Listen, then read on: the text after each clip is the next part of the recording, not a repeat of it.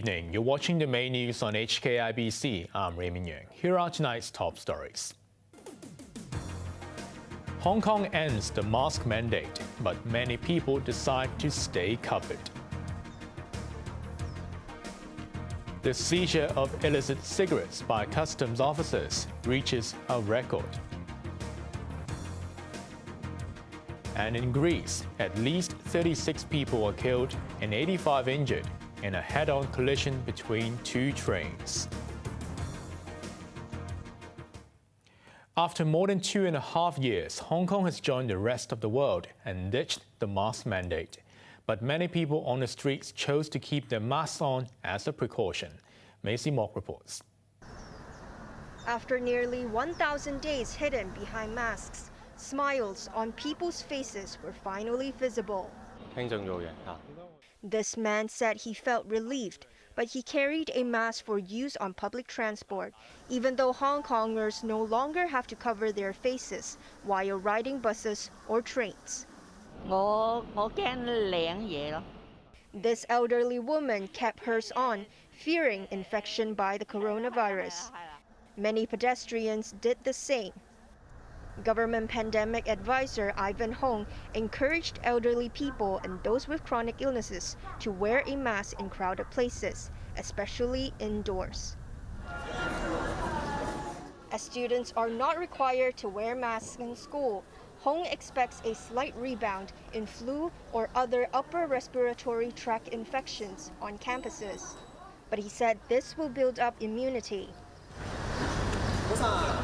The principal of Baptist Rainbow Primary School in Wong Tai Sin could finally greet students without a mask. He said the students were happy. This student said he felt like he has regained his freedom. This mother encouraged her two daughters to drop their masks as she fears face coverings will affect their learning and social skills. The school held a special session to explain the transition to students, with teachers telling them to respect the decision of people who choose to keep wearing masks. Waiters at this restaurant were encouraged to keep their masks on to maintain food hygiene. Maisie Mock, HKIBC. As masks become history, the city's final COVID isolation facility has also shut its doors.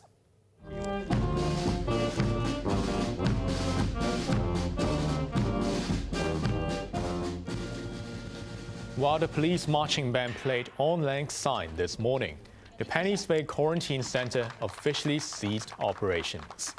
Under-Secretary for Security Michael Chuck thanked the staff, most of whom came from the Civil Aid Service. Since its opening in July 2020, the facility on Lantau Island received 270,000 people who either contracted COVID or needed to serve quarantine for various reasons. A record number of smuggled cigarettes was seized by customs officers last year. Following the increase in the tobacco tax, the department is stepping up surveillance to stop smugglers. Maisie Mock reports. Last year, customs officers tackled 7,148 cases, up 8% from 2021. Almost half of the cases, or 3,436, involved cigarette smuggling. Although that was a 14% decline from the previous year, officers seized a record 732 million illicit cigarettes, an increase of 71%. There's concern that cigarette smuggling could increase after the government increased the tobacco tax last week. We closely monitor the situation in the illicit cigarette market after the increase of tobacco duty. And at this moment, we do not notice any trend of substantial increase in illicit cigarette activities. Drugs confiscated last year amounted to 6.9 tons, a 70% jump. There were 931 drug cases in 2022. In 2021, we detected a few cases involving only 3 kilograms of drugs. Last year, in 2022, we have detected 25 kilograms of drugs through the passenger channel. So, as the number of passengers coming to Hong Kong will increase in the coming months, and we will step up our inspection at the airport and the land boundary control points. The department, meanwhile, says applications for customs job dropped by around 30%. Retired officers will be hired for special projects, and efforts will be made to attract Hong Kong and mainland university graduates. Maisie Mock, HKIBC. The government has condemned the playing of a protest song instead of the national anthem after Hong Kong defeated Iran in Ice Hockey World Championships in Bosnia.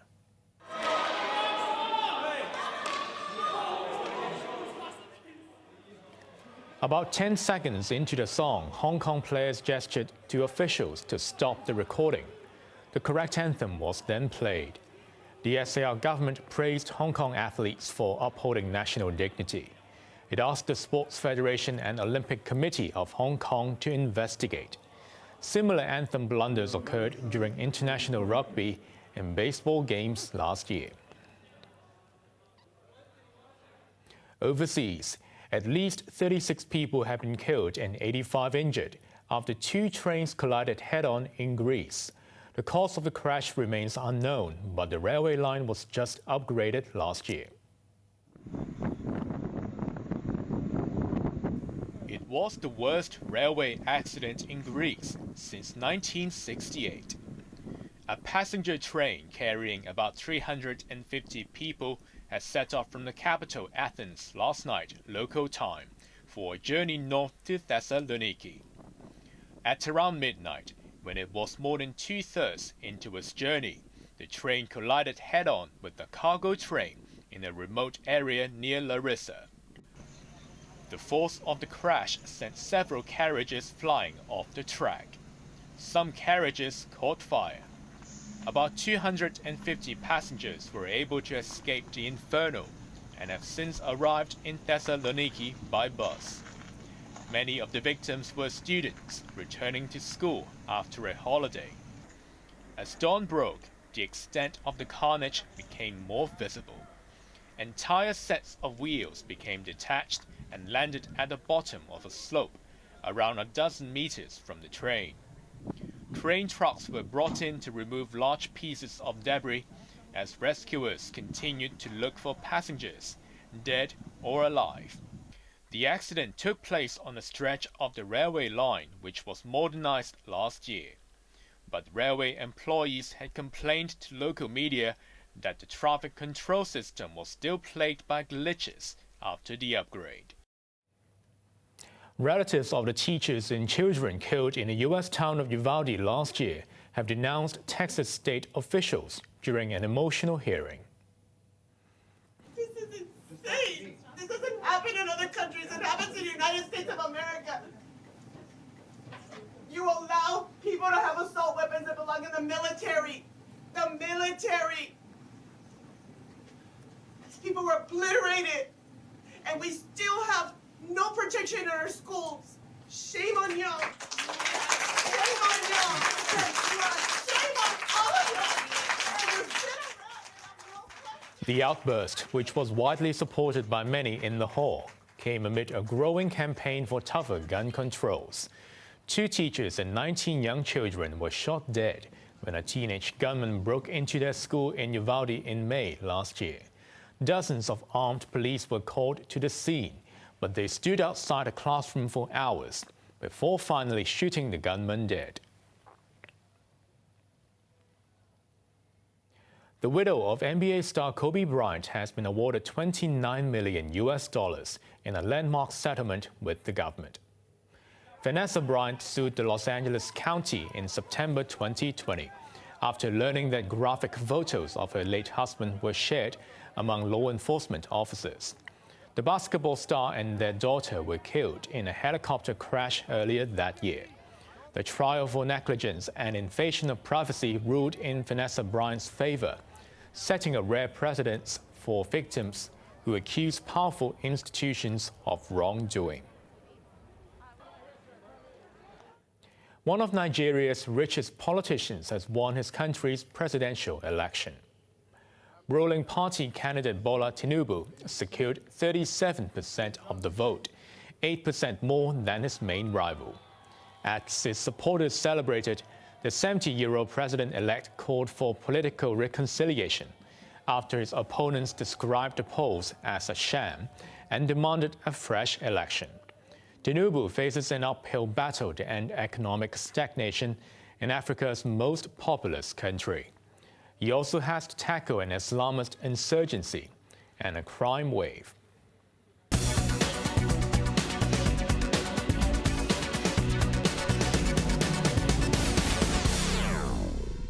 China's manufacturing activity has posted its biggest jump in a decade as the economy rebounded after COVID restrictions were abandoned late last year. The production surge lifted the Manufacturing Purchasing Managers Index to 52.6 last month, up 2.5 from January. It was the highest reading since April 2012 and revived optimism after the mainland economy sank last year because of COVID curves. The non-manufacturing index also jumped, expanding at its fastest pace in 12 years to reach 56.3 in February. China's encouraging factory data gave Hong Kong stocks a shot in the arm. The local market ended a 6-session losing streak with the biggest one-day jump in 3 months. Chloe Fong reports. The start of a new month lifted Hong Kong shares after a depressing week when they plunged to the lowest level this year.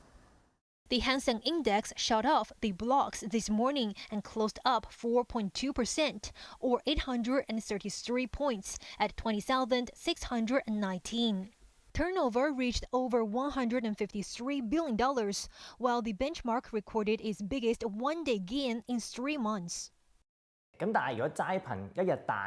But some analysts warn that it's still too early to conclude that the Hong Kong's stock market correction has ended. Tech shares were among the biggest winners. Tencent gained 7.3%, while Alibaba was up 6.2%. JD.com rose 5.5% and Meituan 4.9%. The heavyweights contributed 300 points to the main benchmark, while the Hang Seng Tech Index surged 6.6%, the biggest one-day jump in 3 months. Casinos soared after gaming revenue last month beat market estimates. Wynn Macau led the sector with a gain of 7.1%, followed by MGM China with 6.9%. Sense China on 5% and Galaxy Entertainment 3.2%. Semiconductor company ASMPT rocketed over 9% on its better-than-expected quarterly results. Chloe Fong, HKIBC. Now let's take a look at the markets. The Hang Seng Index jumped by more than 833 points. To the top 10 active stocks, Tencent picked up $25.20. Alibaba picked up $5.40, while the tracker fund was up 77 cents. China Mobile was up by $1.80, while Baidu was up $10.20. The forex trading against the Hong Kong dollar, the euro's at 8.37, pound sterling at 9.45, while the Australian dollar at 5.31. And finally, in Europe, the London FTSE is currently up by 69 points. On to the weather now. Staying fine and dry tomorrow, but the skies will be polluted. Temperatures will range between 17 and 23 degrees, more or less the same as we head into the weekend. Now let's take a look at the weather around the world.